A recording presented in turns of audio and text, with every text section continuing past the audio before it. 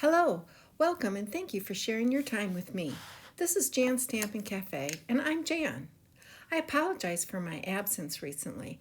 I've been away on urgent family matters. Today's clean and simple card will demonstrate smooth ink blending and how you can easily make those skinny sentiment strips. I also have a tip for making perfectly straight card bodies every time. I will link to supplies used in the description box below. I usually enjoy cutting and folding techniques for cards rather than mixed media formats. There are products made specifically for ink blending and other techniques, but I don't own many of them. I instead have inks that are, in my opinion, great general use inks. Different techniques may be achieved with these inks. Since I cannot justify nor can I store every stamping tool available, I will try to achieve a good result with the supplies I have. So today's video was made to inspire you to use what you have and try different techniques. I was inspired when I saw a clean and simple card that used ink blending.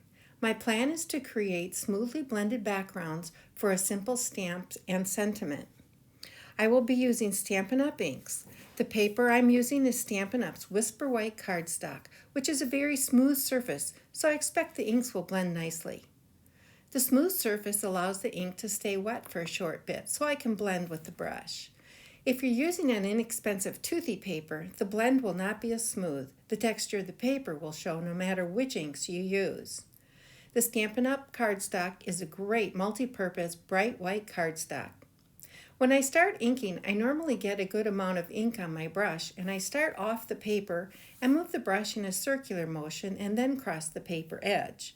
The first couple of passes over the paper don't show much ink, but as I circle the brush over the mat, I pick up the ink that was on the mat and bring it to the paper.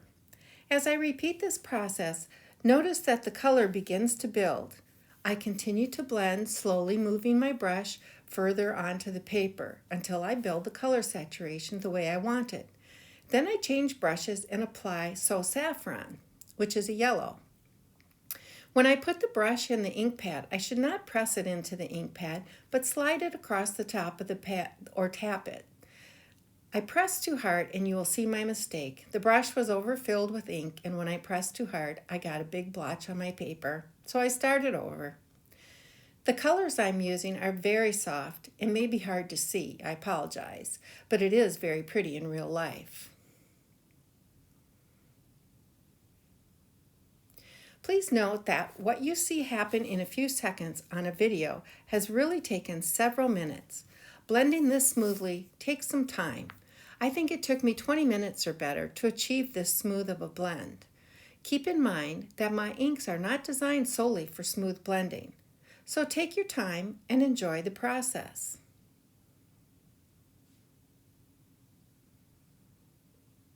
I continue to apply the colors and notice that there are areas where the colors overlap that are not smoothly blended. So I go back to the So Saffron and rework those areas until I'm happy with it. I will make this into a card in a few minutes.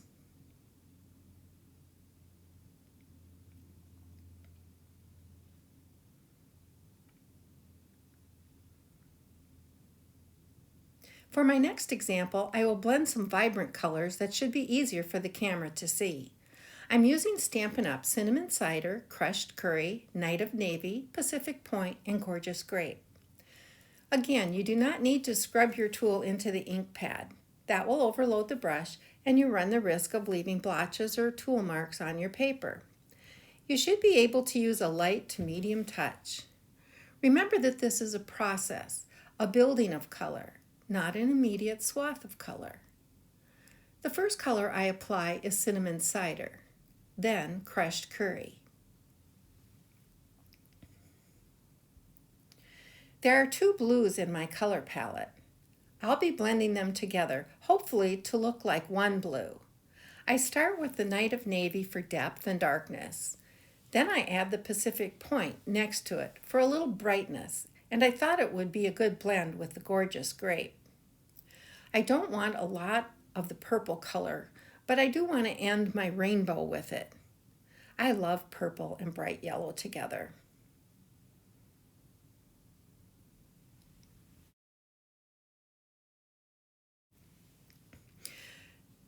After blending the Gorgeous Grape, I returned to blending the Pacific Point and Night of Navy toward the Gorgeous Grape. I tend to be a little conservative with blending, so I usually need to go back to the color changes to smooth the blend more.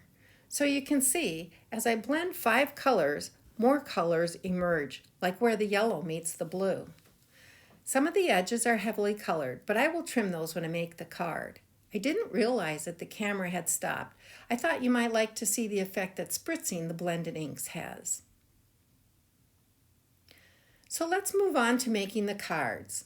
I'll start with the soft colored background. I want the largest image of the Good Morning Magnolia stamp set from Stampin' Up. I chose gray granite ink because the blended colors are soft. I didn't want the contrast of a dark black. I'm in the habit of using the Stamparatus so I can repeat stamping the image if needed. Off camera, I die cut the flower with the coordinating die. I want to show you a tip for folding your cards perfectly every time. My card body is 9 1/4 by 6 1/4. That is an A6 size, but my tip will work for any size card. Once you have the cardstock cut and scored, turn the paper 90 degrees with a 6 1/4 inch edge against the ridge on the Stampin' Trimmer. Pushing it against the ridge, bring the opposite end up, making sure the edge is also pushed against the ridge of the trimmer and matching the sides. Then press the crease with a bone folder and you will have a perfect fold every time.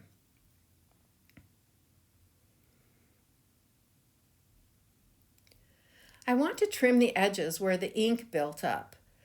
I trimmed off about 3/4 of an inch. I will center the piece on the card body and layer the Magnolia so it goes off the side, and my sentiment will lay to the right of it. I'm using a small thank you stamp from Stampin' Up's BOHO INDOGO set. I use a lot of thank you cards, so I want to stamp more than one sentiment strip. That way I have some extras all ready to use. I aligned the stamp with the grid line on the Stamparatus mat, noting that the height of the words is within the 1/4 inch spaces.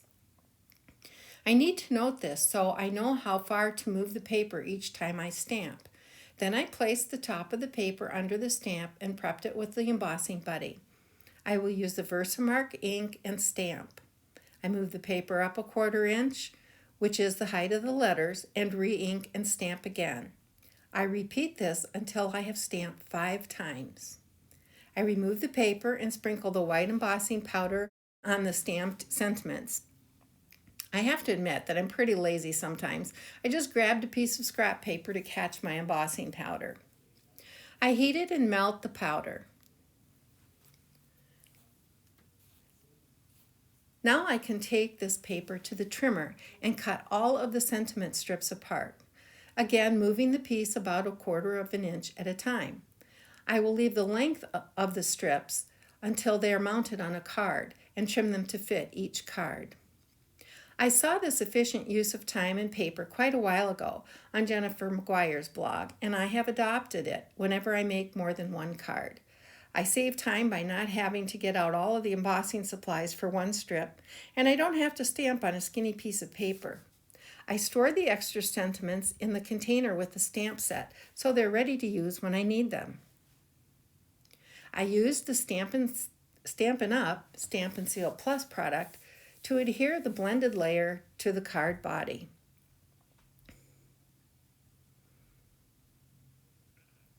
Since the Magnolia is such a large image, I'm going to use the foam adhesive strips behind it. I don't want to use the usual dimensionals because cards get crushed in the mail, and I want my flower to have a solid backing.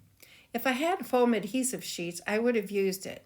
Remember, today's video is about using what we have on hand.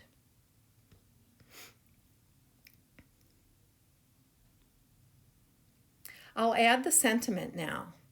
There's already foam behind the flower, so the portion of the sentiment strip that is over the flower will only have adhesive behind it, and the remaining portion of the sentiment strip will have a couple mini dimensionals behind it. That way it will be even with the flower.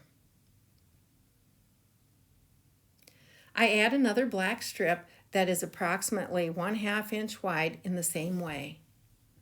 I need to trim away the excess flower and strips from the edges. To do this, I like to use scissors with a long blade. I will hold the bottom blade of my scissors against the edge of the card and watch what I'm doing from the front. This gives me a perfectly straight cut that follows the edge of the card. I add some colorful sequins scattered on the background, and this card is finished. Now I'm going to do the same layout with the bright colored background. I prepared the same size card body, but this time I will stamp and die cut the largest flower and some leaves from the Celebrate Sunflower stamp set. This time I used soft suede ink to stamp the flower and leaves. The sentiment strips will be stamped and embossed using the same technique as before, but the size of the stamp is different, so I will space the stamping every 1/2 inch instead of every 1/4 inch. Each time I move the paper, I'm watching the top edge and the previous stamped image. I heat embossed with the white embossing powder and then cut the strips apart the same as before.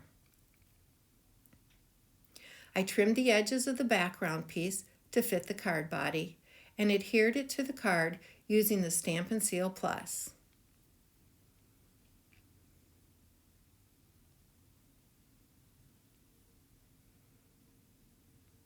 I want the leaves to appear to be attached to the flower, so I am laying all the die cut pieces where I like them.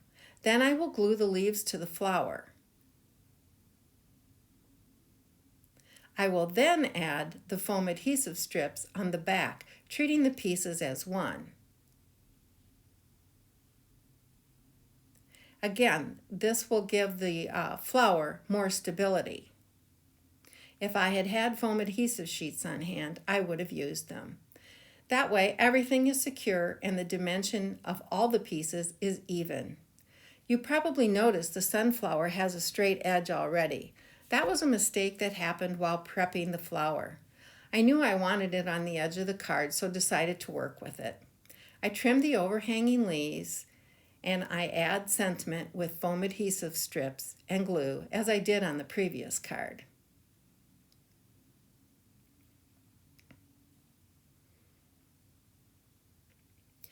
I really like the smooth blend of colors on these backgrounds. Next time, I think I'll add something more than spritzing to the backgrounds. There you have it, a tip for perfectly folded cards every time, fast and easy sentiment strips, and 2 clean and simple cards with smooth ink blended backgrounds, and I did it all with what I have. If you don't have blending tools, try repurposing smooth sponges like makeup sponges. Try something new, use what you have, and have fun with it. I hope you enjoyed this video and are inspired to ink blend with what you have on hand. Thank you for watching. Please click on my face to subscribe to my channel, and please give me a thumbs up if you like the video. This is how I'm encouraged to create more videos. Check the links below for supplies, and don't forget to visit Jan's Stampin' Cafe Facebook group. I'll be back soon with another tutorial.